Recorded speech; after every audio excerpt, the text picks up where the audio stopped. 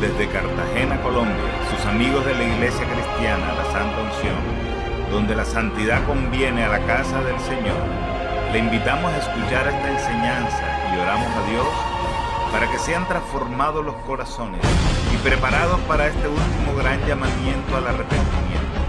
Pedimos a Dios para que les hable con este mensaje y se acerquen más a Él por medio de nuestro Señor y Salvador Jesucristo. Ven y sumérgete en el río de su Espíritu.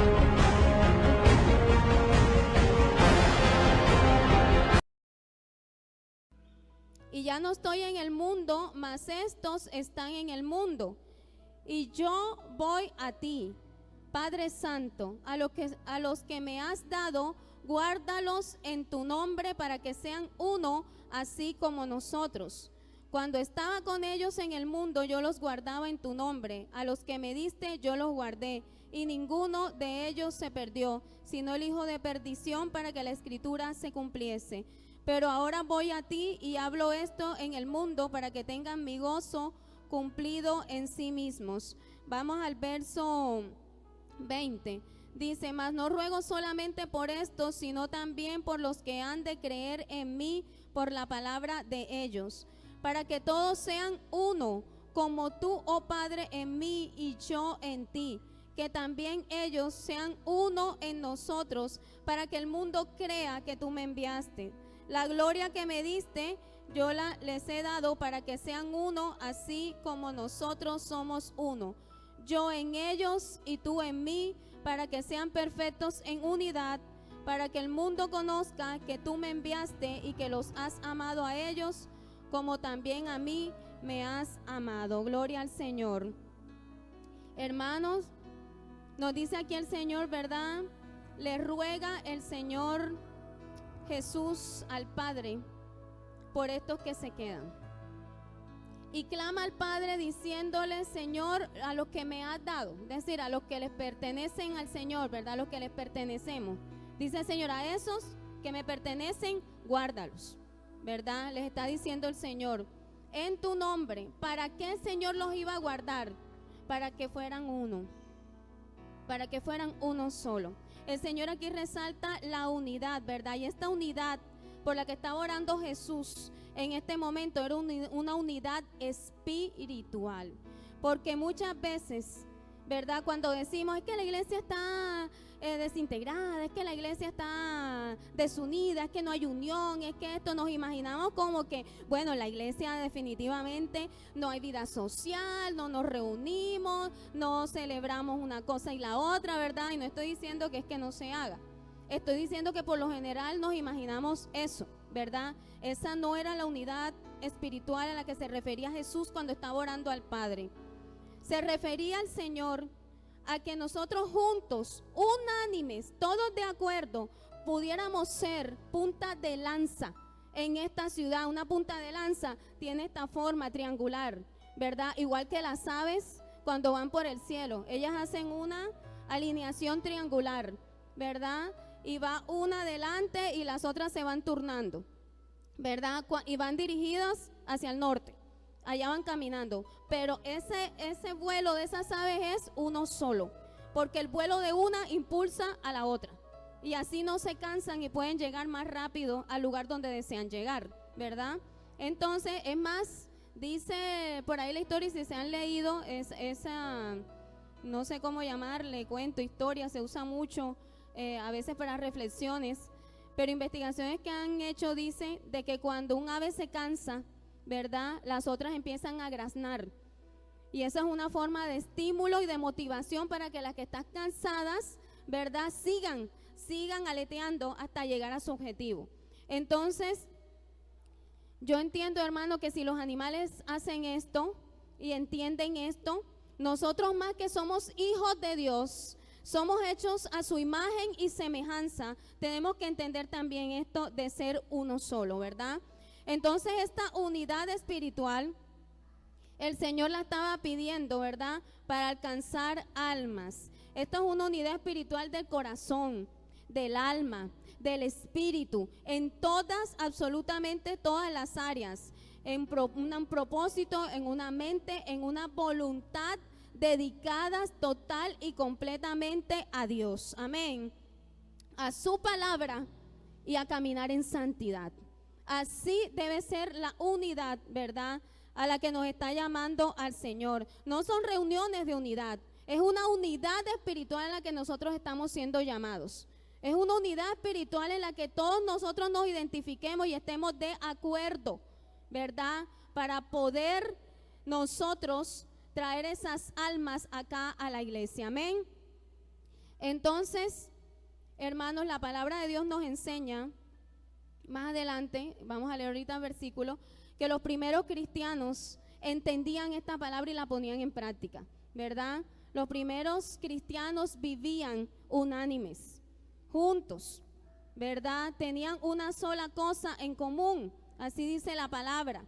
¿Por qué ha cambiado tanto entonces la situación con la iglesia? En ese entonces también habían problemas, igual que ahora, pero ese grupo se mantuvo junto, orando, y dice la palabra que eran añadidos cada día los que habían de ser salvos. Entonces yo me preguntaba, bueno, pero entonces ¿qué está pasando? Si nosotros estamos haciendo lo mismo, Señor, y se supone que somos iguales a la iglesia primitiva, ¿por qué aquí no vemos esas manifestaciones, verdad, que veíamos antes? Y el Señor movía mi corazón, ¿verdad? Y me decía, es que la unidad de espíritu, la unidad de corazón, la unidad de la mente, que todos pongamos nuestro corazón y nuestro espíritu en una sola cosa, ¿verdad?, que es el reino de Dios, es lo que va a marcar la diferencia. Y era lo que pasaba con los cristianos de ese entonces.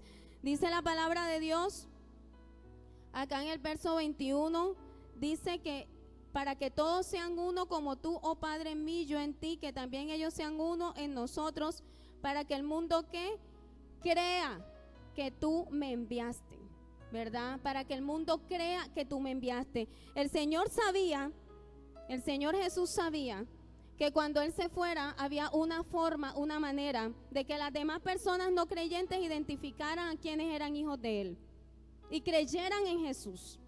Y la principal forma, la principal manera era esa, la unidad.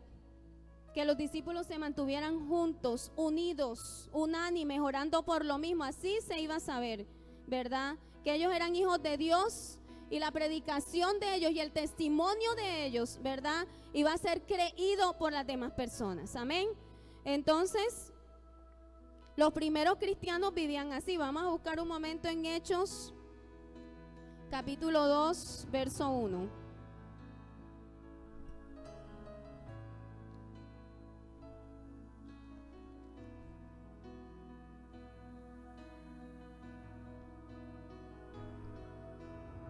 Amén. Hechos 2:1 dice, cuando llegó el día de Pentecostés estaban todos separados. ¿Estaban qué? Unánimes, juntos, ¿verdad? Entonces, cuando hay unanimidad en el pueblo de Dios, podemos lograr grandes cosas, ¿verdad? Dice que estaban unánimes, juntos. Así empezó la iglesia. ¿Quién abre, por favor, allá atrás? Unánimes, juntos, ¿verdad? Dice la palabra de Dios. Dice luego en Hechos 2,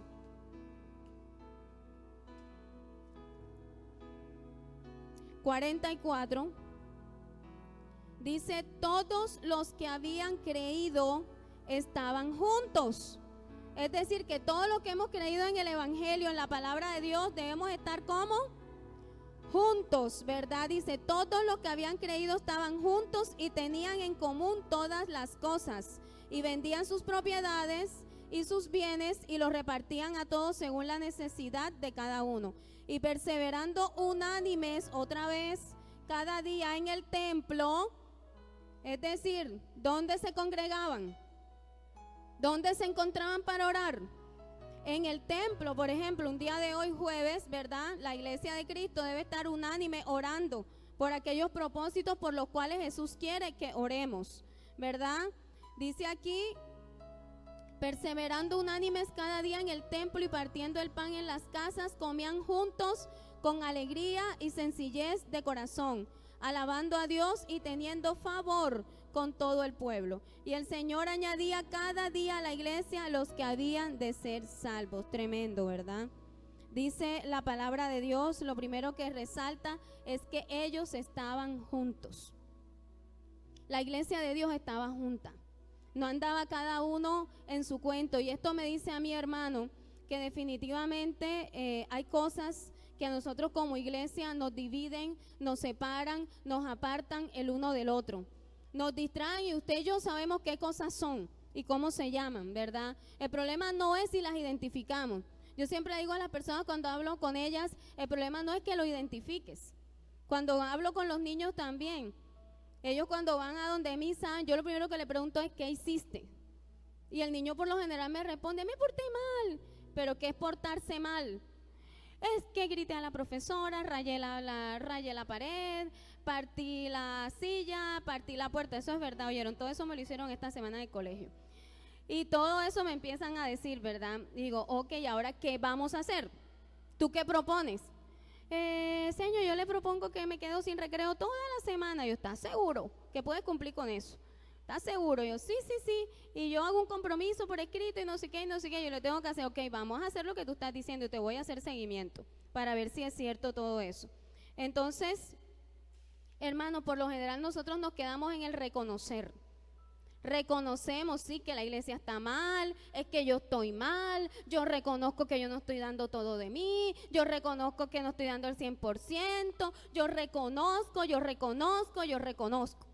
Y ya hasta ahí llegamos, hasta el yo reconozco. Pero de allí no pasamos. Y después de que reconociste, ¿verdad? Que no estás sirviendo a Dios con todo tu corazón, que no estás en unidad, que no estás en un mismo pensamiento con tus hermanos de la iglesia, con tus pastores, ¿verdad? ¿Qué haces? ¿Cambias de actitud o sigues y pasan los días, las semanas, los meses y los años y no ha ocurrido absolutamente nada? Ese es el problema. Y por eso la iglesia se estanca. Por eso la vida espiritual de una iglesia se estanca.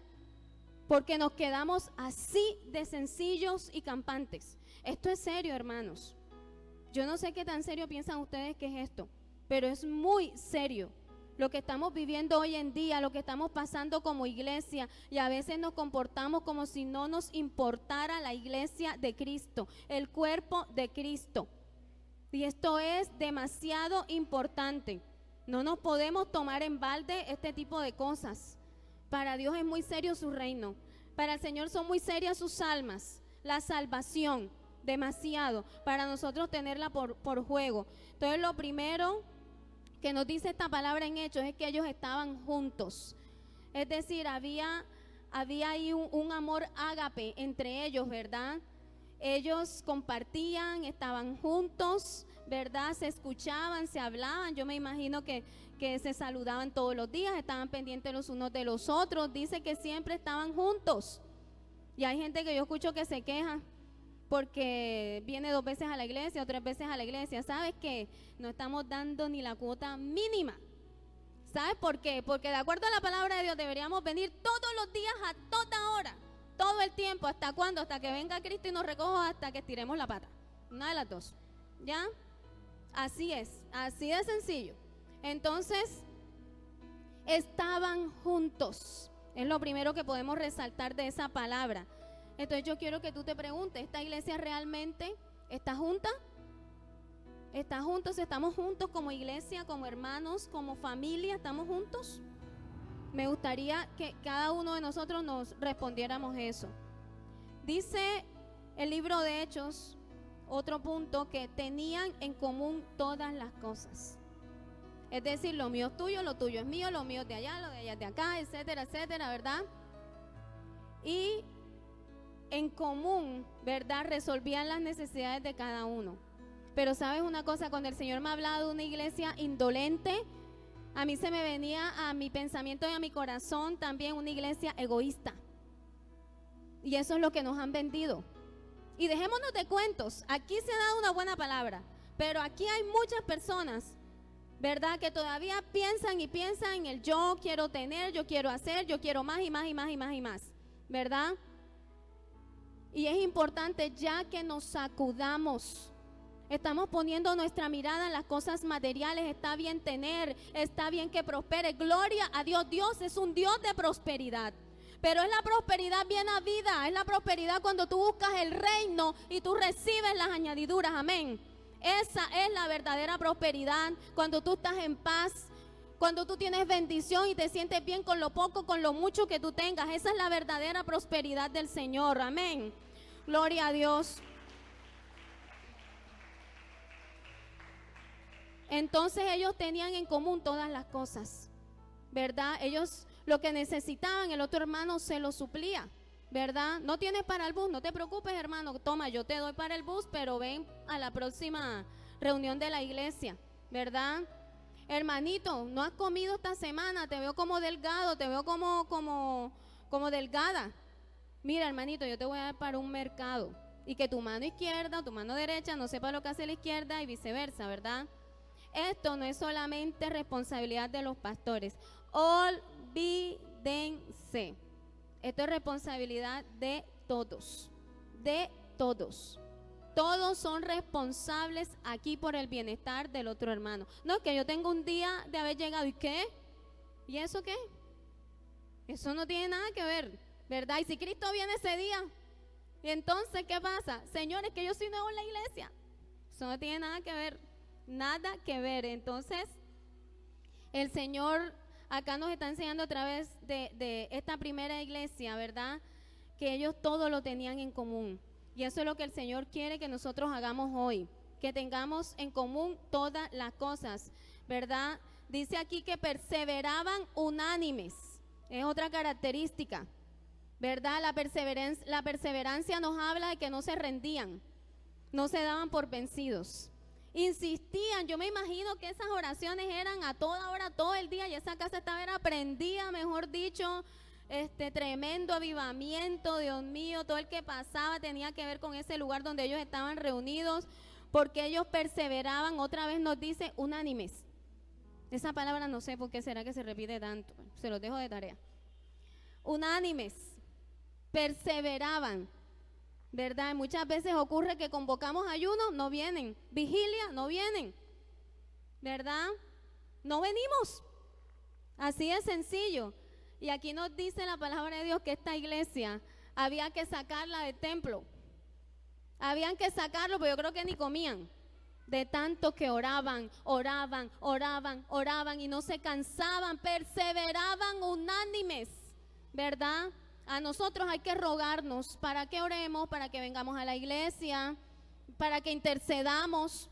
Ay, que le estamos haciendo un favor a Dios. Nunca, jamás le vamos a pagar al Señor, ni con toda nuestra vida nos va a alcanzar para pagarle lo que Él hizo por nosotros.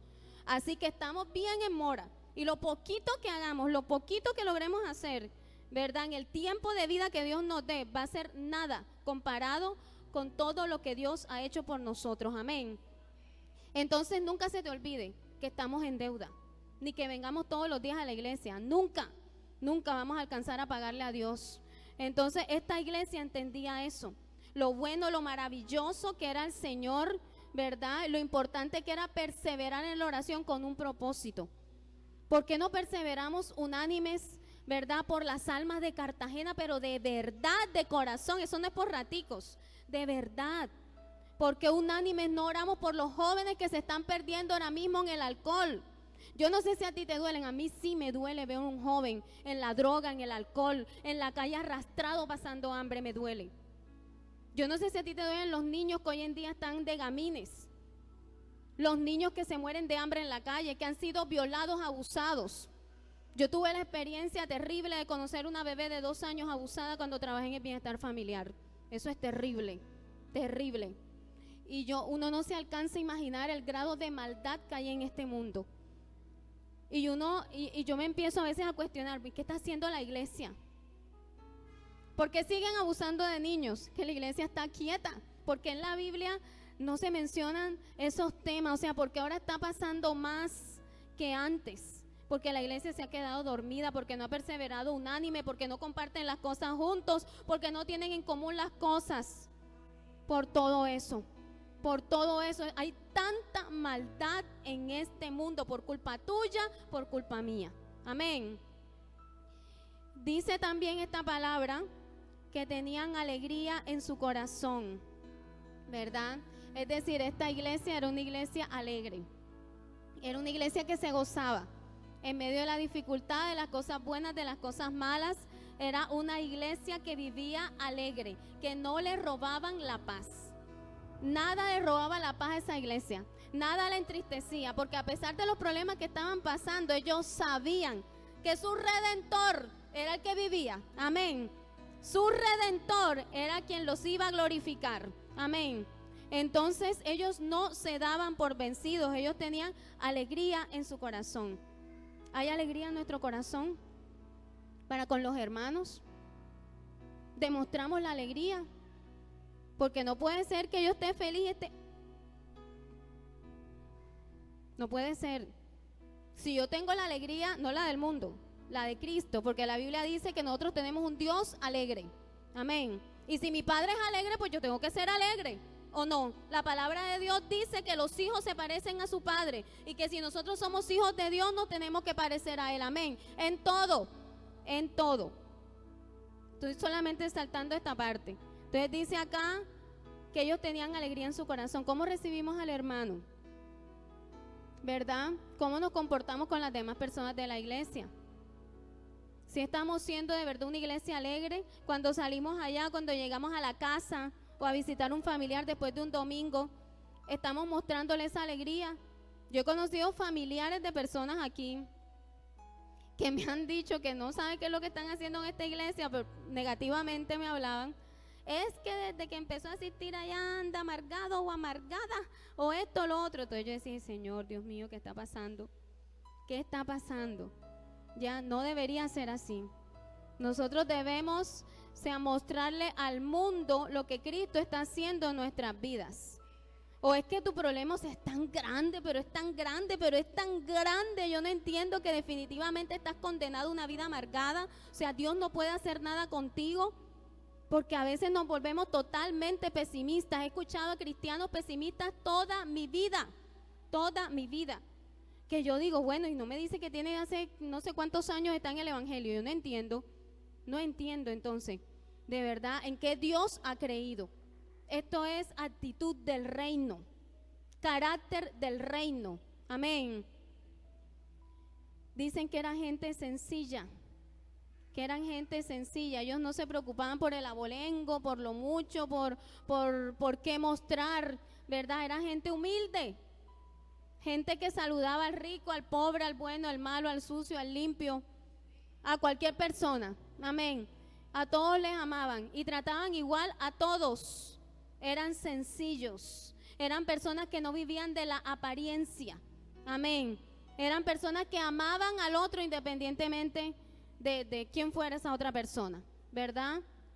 Eso nos hace falta más, acercarnos aquí a todos, ¿verdad? Porque decimos, no, esta iglesia es una iglesia de bendición, aquí se predica la palabra y hay una buena palabra, y de hecho que es así, ¿verdad? Pero ¿qué está haciendo esa palabra en cada uno de nosotros? Eso se tiene que ver, se tiene que evidenciar, ¿verdad? Si no, no está haciendo nada. Eso es así de sencillo. Puede ser muy buena la palabra, pero tiene que hacer un efecto en tu vida. Y si tu vida está terrible, entonces la palabra que se predica aquí no está haciendo el efecto que Dios quiere que haga en tu vida. ¿Ya? Y no es por el predicador. No es por el predicador, es por quien la recibe. Dice que tenían favor con todo el pueblo. Es otra característica, es decir, que esta iglesia procuraba permanentemente ayudar a los demás, no solamente a su iglesia, dicen a todo el pueblo, ¿verdad? A todo el pueblo. Lo que decía el pastor Domingo la vez que vino, ¿verdad? Que se ganó a esa vecina, que se la tenía montada y que estaba encima de él a punta de yuca, mafufo y todo eso, ¿verdad? Ellos tenían favor con todo el pueblo. ¿Usted por qué no se gana a un hermano, un vecino, hermano, con una mano de plátano? Con un Dios te bendiga. Buenos días, vecina. ¿Cómo está? Buenos días, vecino. ¿Cómo le ha ido? Yo tengo una vecina frente al colegio que todos los días va a pelear allá, no conmigo, va a pelear con un señor que me parquea una camioneta al frente. Y yo ni siquiera peleo con el Señor, ella pelea por mí. Toda medio me conoce apenas, pero sabes una cosa, a veces no es necesario ni hablar. Al cristiano se le tiene que notar, ¿verdad? La presencia, el amor de Cristo hasta en el caminado, en todo. Que los vecinos tuyos se den cuenta que tú tienes a un Salvador, que tú tienes a un Dios grande y poderoso, que es tu Padre. Amén. Entonces, todas estas características, hermanos, nos habla la palabra de Dios, ¿verdad? Que tenía esta iglesia primitiva. Y aquí nos habla de algo muy importante que reúne todo lo que venimos hablando. Y eso lo encontramos en Juan 13, del 34 al 35. Que dice: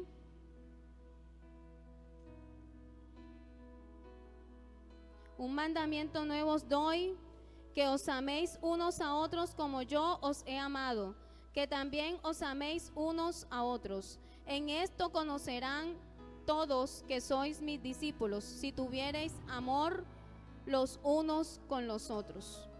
¿Eres discípulo de Jesús? ¿Tú eres discípulo de Jesús? ¿Sí o no? Amén. ¿Amén o no amén? Entonces dice la palabra de Dios que si tú eres un discípulo de Jesús, ¿verdad? Dice acá que tiene que haber amor en ti, ¿verdad? Dice la palabra que estábamos leyendo ahorita, que en esto conocerán que son mis discípulos, ¿verdad? ¿Tú amas a tu hermano? ¿De verdad lo amas? Con profundo amor como el que el Señor nos enseñó. Todo lo espera, todo lo soporta, todo lo que más, etcétera. Todo lo cree, todo lo soporta, todo lo espera, ¿verdad? No se envanece, no busca lo suyo. Tenemos ese amor porque creemos que ese amor es solamente para el esposo o para la esposa. Ese amor del que el Señor nos habla es para la iglesia, que es su novia. Amén. Y ese amor es el que nosotros debemos tener con el hermano, un amor que no se envanezca, un amor que no busque lo propio, un amor que todo lo crea, un amor que todo lo espere, ¿verdad? En tu hermano, en tu hermana que tienes al lado. Amén.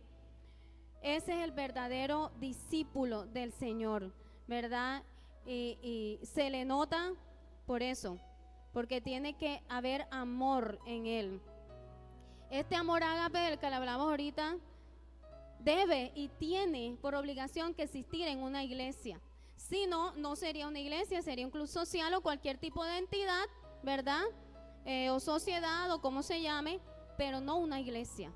La iglesia de Cristo, en la iglesia de Cristo debe haber amor. Ese amor ágape, ese amor entregado que el Señor nos habla. ¿Cómo se caracteriza ese amor? Porque debe ser un amor abnegado que se da a sí mismo y busca el bienestar de su prójimo. Ese es el verdadero amor. Dice el 1 Juan 3:10 que en esto se manifiestan los hijos de Dios y los hijos del diablo. Todo aquel que no hace justicia y que no ama a su hermano no es de Dios, ¿verdad? Y para poder ser uno solo, para poder estar unánimes, aparte de las características que hablamos, debe sobreabundar el amor en la iglesia. Debe haber amor de todos hacia todos y se debe evidenciar, ¿verdad? Así como lo estamos leyendo aquí en esta palabra. El que no ama a su hermano no es de Dios. Puedes orar todo el día, puedes ayunar las veces que tú quieras, puedes pasártela leyendo la Biblia, todo eso hay que hacerlo. Pero si no amas a tu hermano, nada eres. Nada eres. Y Dios no va a recibir nada de eso, ¿verdad? Dios te va a decir, mira hermanito, hijito, hijita, déjame esa ofrenda de oración allí, ve allá donde tu hermano, ora por él, abrázalo, bendícelo, pídele perdón y después te devuelves y yo inclino mi oído y escucho tu oración. Amén, ¿verdad? Pero no es antes que Dios va a escuchar tu oración, es después. Tienes que amar a tu hermano, tenemos que amar a nuestros hermanos. Entonces, el verdadero amor es sin fingimiento. Nosotros debemos mostrarnos fieles en las pruebas de ese hermano. ¿Te importa tu hermano? Tienes que ser fiel en la prueba que está pasando. Ay, pastora, que yo no sabía que el hermanito se había quedado sin trabajo desde hace un año. Ay, pastora, que yo no sabía que él venía con esa enfermedad. Es que no es mi deber contártelo. Yo no soy de las de Chloe. Ese es tu deber. Es tu deber. Acercarte a ese hermano y saber qué está pasando con cada miembro de la iglesia. Si tú de verdad eres miembro de la iglesia. Porque acuérdense que la palabra de Dios compara a la iglesia también con un cuerpo. Y si habla del cuerpo, dice que tiene varios miembros, ¿verdad? Y si tú eres un miembro del cuerpo, te tiene que doler lo que está pasando el otro miembro de tu cuerpo. Amén. Eso se tiene que ver aquí. Yo no puedo ser indiferente, no más. No puedo ser indiferente con lo que está pasando aquí al interior de mi iglesia, de la iglesia local donde el Señor me puso. No puedo seguir siendo indiferente. Tengo que tomar una decisión y empezar a cambiar mi actitud frente a lo que pasa a mi alrededor. Tenemos que preocuparnos, relacionado con esto también, por los sentimientos de nuestros hermanos. Y esto se refiere al alma. Nosotros tenemos alma, cuerpo y espíritu, ¿verdad? Y nuestra alma sufre. En nuestra alma residen los pensamientos, los sentimientos, ¿verdad? Residen todas estas cosas. Y hay hermanos aquí pasando por días de tristeza, ¿verdad? Por afanes, por aflicciones, por muchas cosas, ansiedades, desesperanza, ¿verdad? Y ni siquiera nos damos cuenta. No nos damos cuenta quién está pasando por esa situación. Entonces no podemos ser una iglesia indolente, no más. Dice el Señor acá que debemos preocuparnos también por la buena reputación de tu hermano, de nuestro hermano. A ti te tiene que doler lo que le está pasando a tu hermano o a tu hermana. Cayó en pecado. Tú no te puedes alegrar o hacer el indiferente. ¿Qué está pasándole a la iglesia de hoy que parece que se gozara cuando un hermano en Cristo cae en pecado? Parece que se gozaran. Y es triste, muy triste. Esa no es la iglesia de Cristo. Esa no es la iglesia que denota unidad. Esa no es la iglesia unánime. La iglesia unánime, todos se dolían y vivían en un solo espíritu. Aquí se tiene que ver eso. Si esta es la iglesia de Cristo, por amor a Dios, si esta es la iglesia de Cristo, aquí se tiene que ver eso. Amén. Gloria al Señor. Entonces, se tiene que preocupar por eso. Si un hermano está mal, está en pecado, está dando un mal testimonio, no te goces. No te goces en eso. Ayuda a levantarlo. Esa palabra, ¿quién abre por favor ahí atrás? Esa palabra que tú le estás dando a ese hermano puede ayudar a levantarlo. No importa qué tan grave haya sido lo que hizo. Nadie es perfecto. Nadie. En este caminar, hermanos, nos podemos llevar muchas sorpresas, tristezas. Nosotros mismos, ¿verdad? Vamos a fallar muchas veces. Muchas veces. Y yo quisiera que cuando eso pase, uno de ustedes esté a mi lado para ayudarme a levantar. Amén. Y yo quisiera estar al lado de ustedes también cuando eso les pase a ustedes, ¿verdad? Pero también quiero que hablen, que digan las cosas, porque muchas veces a mí Dios me revela algunas cosas, pero Dios no me revela todo. Hay cosas que yo no me entero. Entonces me gustaría que ustedes también se acercaran más a nosotros, a su pastor, a mí, nos contaran las cosas. Créanme que si estamos ocupados en ese momento, le sacamos el tiempo y los escuchamos. Hasta ahora no le hemos dicho que no a nadie, a ninguno. Amén. Hasta las 10, 11 de la noche hemos tenido consejería. Dios mío. Por ahí andan los de la consejería ahora, no voy a decir quiénes son. Entonces, dice el Señor acá en su palabra, también respecto a esto, que el verdadero amor, ¿verdad?, de la iglesia cuando está en unidad, debe verse en el sacrificio para promover el bienestar mutuo. Es decir, que yo debo morir por mi hermano en la cruz, ¿verdad? Para promover el beneficio de la iglesia, si me toca a mí morir, sufrir, pagar la cuota, ¿verdad? Entonces eso lo tengo que hacer. Estoy cansada. Usted no sabe cuántas veces he venido yo molida aquí. Lidiar con niños es difícil, muy difícil. Ya, y a veces llego, mejor dicho, que me duele hasta el último huesito del cuerpo. Pero le doy la gloria a Dios, porque nunca he dejado de venir a la iglesia. ¿verdad? Y el Señor de verdad que me ha fortalecido, me ha bendecido, ha sido refrigerio para mi alma en esos tiempos en que he estado agotada física, emocional, espiritualmente, ¿verdad? Entonces, eso en cuanto al amor. En cuanto al amor, no debe ser fingido. Dice 1 de Pedro 1:22 que este amor debe ser de corazón puro, sin fingimiento. Tú amas al hermano que tienes al lado, a la hermana que tienes al lado, delante, detrás, sentado, al que no vino hoy, debe ser sin fingimiento. No seamos hipócritas dentro de la casa del Señor. No digamos Dios te bendiga si tú no lo estás sintiendo, ¿verdad? Si tú no amas a ese hermano, si vienes a la iglesia, no sé cuáles son tus motivos para venir, pero si el motivo es cualquier otro diferente, ¿verdad? A poder tú edificarte con la palabra para poder después ir allá a dar y pelear por el reino, ¿verdad? Buscando almas, predicando la palabra. Si son motivos diferentes, ¿verdad? A los propósitos de Dios, entonces va a ser como que difícil, bastante difícil que se te note a ti ese amor, ¿verdad? Va a ser fingido, va a ser fingido. Yo creo que aquí nadie viene obligado u obligada, eso espero.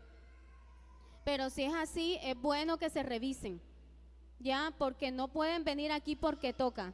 Ustedes vienen aquí porque ustedes se identifican con esta iglesia local y porque Dios tiene un propósito con ustedes. Amén. Entonces, la palabra de Dios, hermano, nos habla a la iglesia, comparándola, como les decía ahora, con un cuerpo, con una familia. Dios es nuestro Padre, ¿verdad? Y nosotros somos miembros de la familia de Dios, así está en Efesios 2:19, que somos miembros de la familia de Dios. Y en una familia, hermanos, no puede haber envidias, celos, no puede haber la tiradera del uno con el otro, no puede haber la falsedad, ¿verdad? Si nos equivocamos, sí nos equivocamos y nos vamos a seguir equivocando. Es la voluntad que tengamos nosotros de levantarnos y reconocer nuestros errores, amén. Eso es lo que Dios ve, tu corazón, es lo que hay en tu corazón. Eso es lo que el Señor está mirando.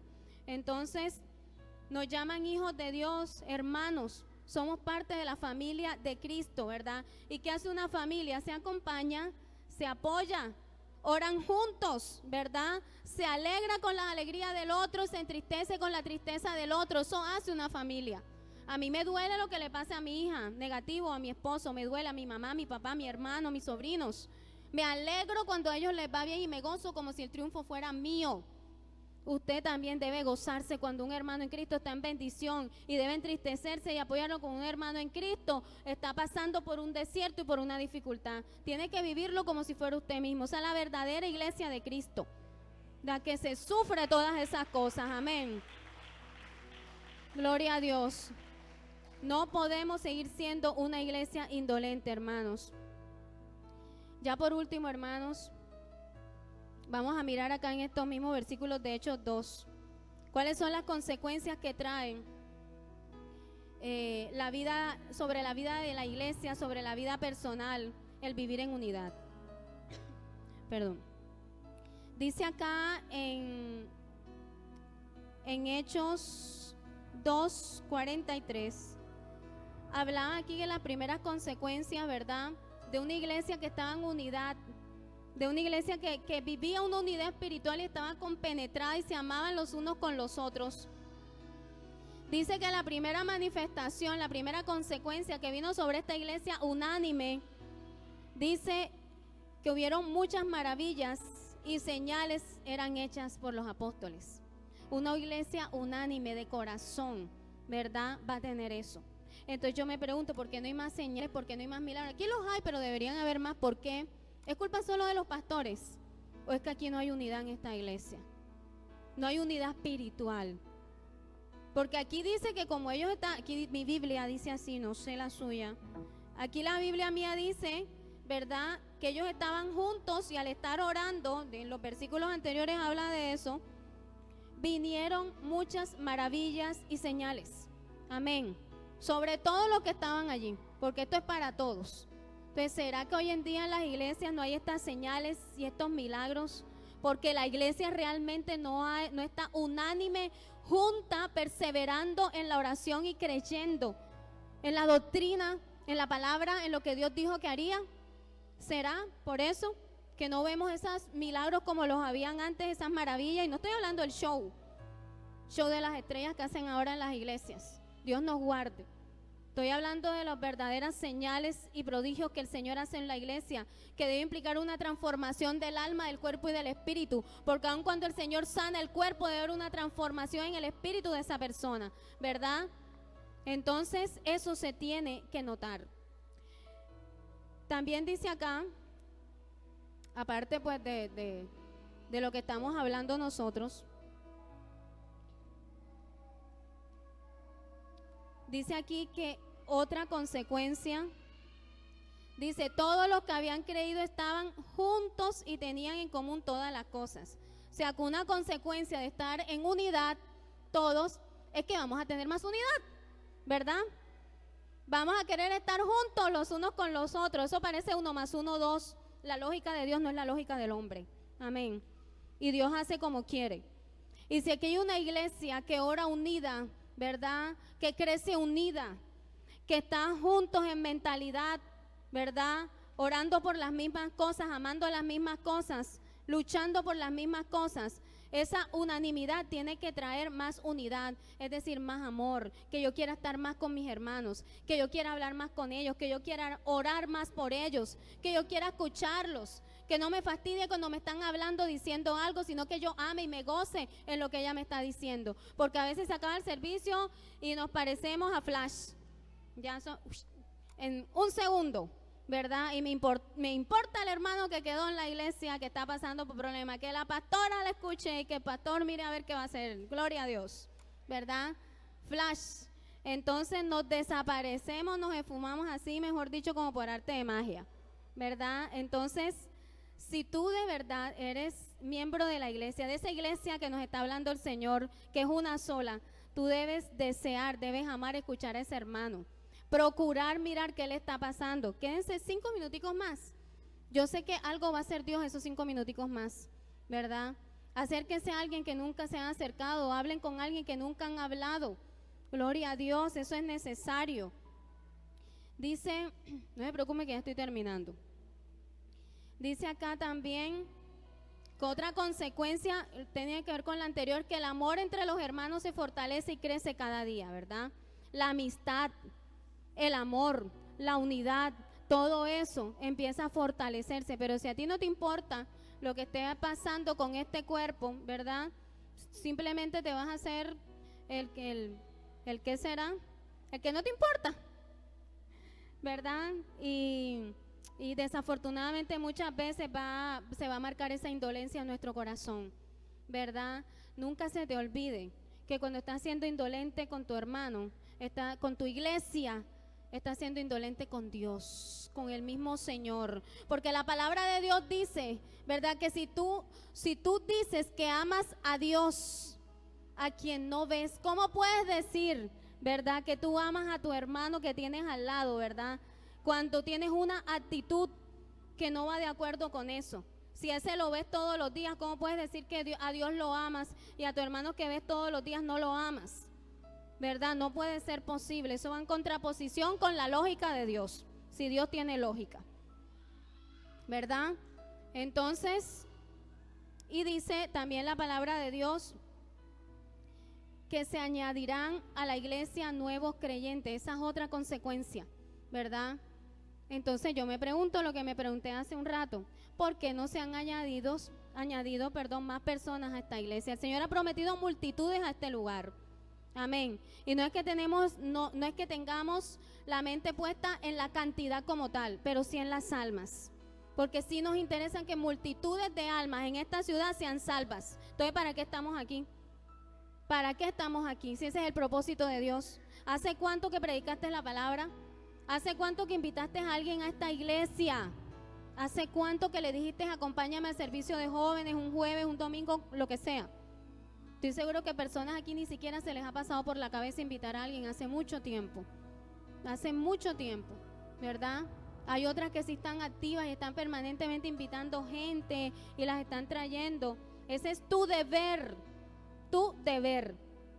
es invitar, es traer almas aquí a que reciban la palabra, ¿verdad? Tú cumples con invitarla, el que hace el trabajo es Dios. ¿Por qué nos estresamos pensando qué va a pasar con esa persona? Es Dios el que hace la obra. Tú cumple con lo que tú tienes que cumplir, ¿verdad? Entonces también al ver esta unidad, la consecuencia es que el mundo creerá, como leíamos ahora en la palabra, y se derramará también su gloria, amén. Se derramará su gloria. Y la gloria de Dios, su Shekinah, ¿verdad? Se derrama cuando hay una iglesia unánime, cuando hay una iglesia junta, perseverando en unidad de espíritu, de corazón. Eso es lo que yo quiero, mi esposo quiere también, ¿verdad? Que pase en esta iglesia. Que esta sea una iglesia unánime, esta sea una iglesia de fuego, de intercesión, en que me duela lo que está pasando con los demás. Hoy yo los invito y los exhorto a que dejen la actitud indolente en sus corazones y en sus mentes que han habido, y que hoy se levanten con una decisión determinada a de verdad amar su iglesia, amar a su hermano, amar a Dios mucho más. Tú amas a Dios más cuando amas más a tu hermano, así lo amas más, amén. Entonces que hoy te levantes con la determinación firme de cambiar la actitud que has tenido y que se te note. Cuando yo estaba en la iglesia católica había una canción que decía así, ¿verdad? Que si tú tienes el Espíritu de Dios, que se te note, ¿verdad? Y se te tiene que notar. Se te tiene que notar. Amén. Entonces, hermanos, yo espero de verdad que esta palabra haya calado en sus corazones. Que esta palabra los levante hoy a ustedes. Y que esta palabra realmente haya hecho el efecto que Dios quiere en sus vidas. No podemos seguir siendo una iglesia indolente. No podemos seguir siendo una iglesia hipócrita. No podemos seguir haciendo eso. Que todo lo que salga de tu boca sea para edificar, para amar a tu hermano, para ayudarlo a levantar, amén, ¿verdad? Entonces yo los invito, iglesia, vamos a ponernos todos en pie, vamos a acercarnos acá porque vamos a hacer una oración por toda la iglesia.